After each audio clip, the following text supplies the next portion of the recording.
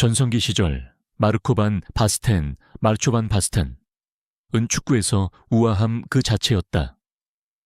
발롱도르 3회 수상, 챔피언스 리그의 영광, 그리고 자신의 세대에서 가장 완성도 높은 스트라이커라는 명성은 그에게 축구의 왕자라는 칭호를 안겨주었다. 대중의 눈에 그는 손댈 수 없는 존재였다. 그러나 경기장의 조명 뒤편에서는 또 다른 이야기가 펼쳐지고 있었다. 경기 전 진통제, 감옥처럼 느껴지던 치료실, 그리고 그의 동의 없이 그의 몸 위에서 내려진 결정들. 은퇴 훨씬 이전부터 그의 커리어는 이미 무너지기 시작했다. 그리고 이제 60세가 된 그는 그것을 산산조각낸 5명의 남자를 공개할 준비가 되어 있다. 수년 동안 반 바스텐은 이름을 직접 언급하는 것을 피했다. 인터뷰는 골, 트로피, 그리고 향수에 집중됐고 더 깊은 상처들은 그대로 남아있었다. 그러나 강제 은퇴를 되돌아보는 최근의 한 장시간 인터뷰에서 질문은 다시 돌아왔다. 그가 무엇을 얻었는지가 아니라 무엇을 빼앗겼는지에 대한 질문이었다. 그의 커리어가 어떻게 끝났는지에 대해 누군가 책임이 있느냐는 질문을 받았을 때 그는 잠시 말을 멈췄다. 그리고 어떤 기억들은 결코 아물지 않았다고 인정했다. 그 모든 것이 사고는 아니었다. 그중 일부는 그가 신뢰했던 사람들이 내린 결정이었다. 그리고 처음으로 그는 그것들을 하나씩 하나도 빠짐없이 꺼내놓기로 했다. 번호 5, 아리고 사키, 알리고 사치. 아리고 사키는 반 바스텐의 가장 위대한 성공을 설계한 인물이었지만 동시에 그를 한계 너머로 밀어붙인 최초의 인물 중 한 명이기도 했다. AC 밀란에서 사키는 자신의 시스템에 대한 절대적인 복종을 요구했다. 훈련은 가혹했고 경기는 타협의 대상이 아니었으며 육체적 고통은 부차적인 문제로 취급되었다.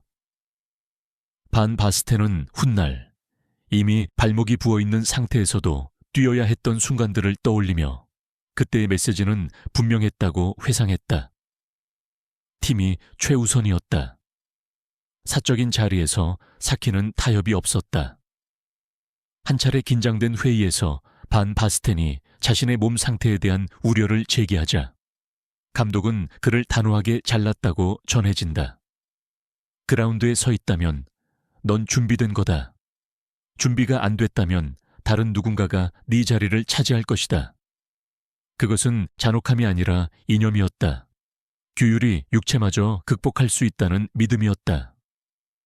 반 바스텐은 사키를 증오하지는 않았다. 그러나 원망은 조용히 자라났다. 손상된 발목으로 치른 한 경기가 보이지 않는 벽에 또 하나의 벽돌을 쌓는 느낌이었다. 사키는 그에게 불멸을 안겨주었지만 동시에 그의 쇠퇴를 앞당겼을지도 모른다. 이것은 위대함이 치러야 할 피할 수 없는 대가였을까? 아니면 결국 모든 것을 산산조각 낼 첫 번째 균열이었을까? 번호 4, 실비오 베를루스코니, 실비오 벨루코니.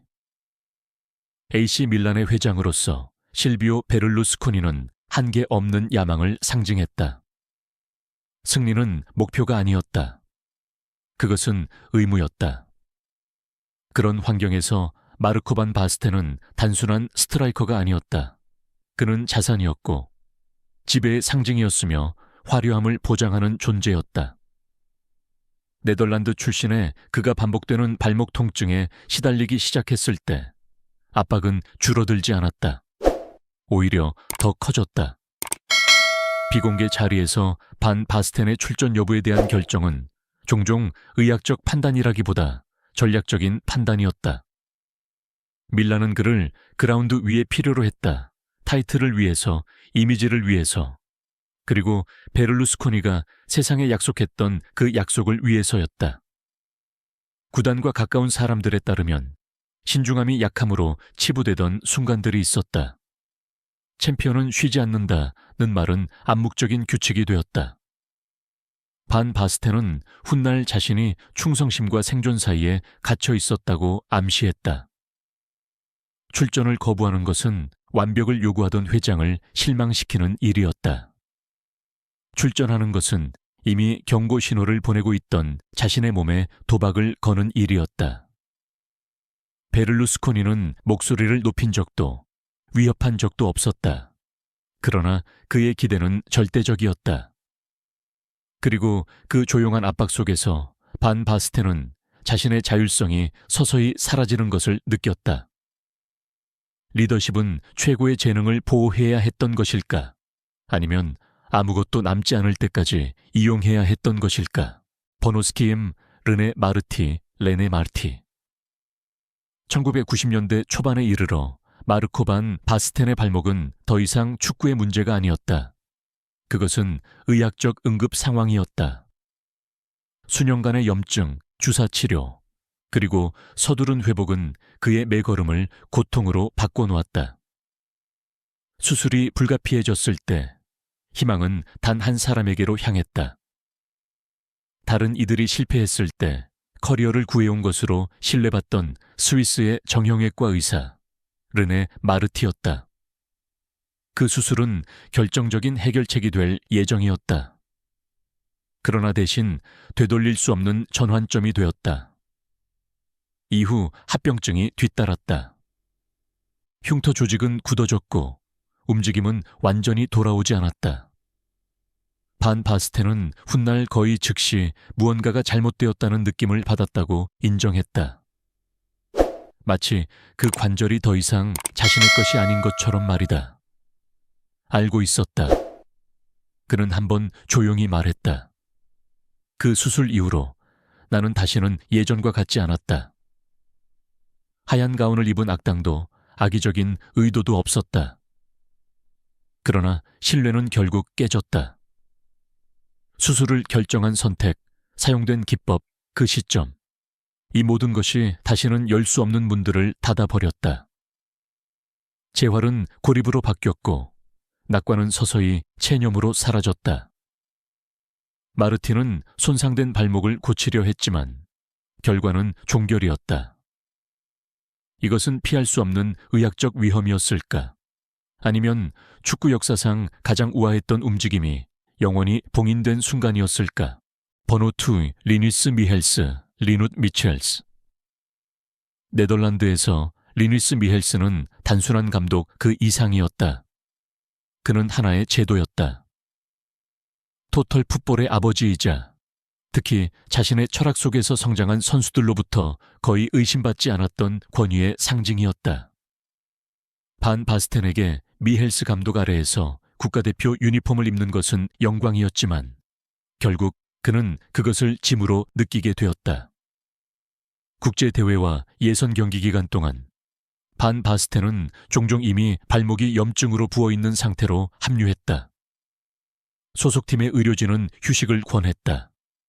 그러나 미헬스는 동의하지 않았다. 대표팀에는 상징이 필요했고 상징은 벤치에 앉지 않았다.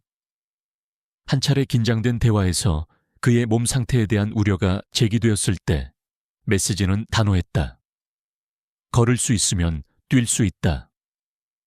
협상의 여지는 없었다. 경기는 하나씩 또 하나씩 이어졌다. 이미 손상된 관절 위에서였다. 매 출전은 의무로 포장되었고 거절은 배신으로 받아들여졌을 것이다. 반 바스텐은 이를 받아들였다. 무모해서가 아니라 자신의 정체성을 규정해온 한 사람과 한 나라에 대한 충성심 때문이었다. 수년이 흐른 뒤 그 시기를 돌아보며 쓰라림이 드러났다. 그것은 미헬스가 존중을 결여했기 때문이 아니라 존중이 보호보다 앞섰기 때문이었다. 밀란이 더 이상 그를 감당할 수 없을 때 대표팀은 그에게 남아있던 마지막까지 가져갔다. 조국을 위해 뛰는 것이 커리어를 구할 마지막 기회를 희생할 만큼의 가치가 있었을까? 번호 7, AC 밀란 메디컬 스태프, AC 미란 메디컬 스타프. 어떤 감독이나 회장 혹은 외과 의사보다도 마르코 반 바스텐을 매일같이 따라다닌 집단은 밀란의 메디컬 스태프였다. 그들은 라커룸에 있었고 치료실에 있었으며 터치라인에도 함께했다.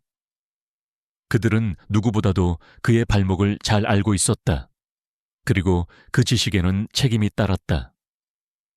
1980년대 후반부터 1990년대 초반까지 반 바스텐의 통증은 치료되기보다는 관리되었다. 경기 전 주사는 일상이 되었다. 부기는 가라앉았지만 해결되지는 않았다. 출전 허가는 장기적인 생존이 아니라 단기적인 준비 상태를 기준으로 내려지는 경우가 많았다. 갈 수 있다는 말을 그는 반복해서 들었다. 그리고 그는 나갔다.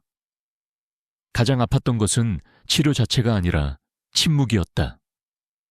그를 스스로로부터 그리고 그를 둘러싼 요구들로부터 보호하기 위한 명확한 중단은 없었다. 결단력 있는 선은 한 번도 그어지지 않았다. 매번 내려진 의학적 청신호는 또 한 경기쯤은 괜찮을 것이라는 착각을 강화했다. 하지만 그렇지 않았다. 매번 그랬다. 반 바스텐은 훗날 자신이 그들을 완전히 신뢰했었다고 돌아보았다. 그리고 그 신뢰가 깨졌을 때 가장 깊은 상처가 남았다고 했다. 의사들은 야망과 파괴 사이에 마지막 장벽이 되어야 한다.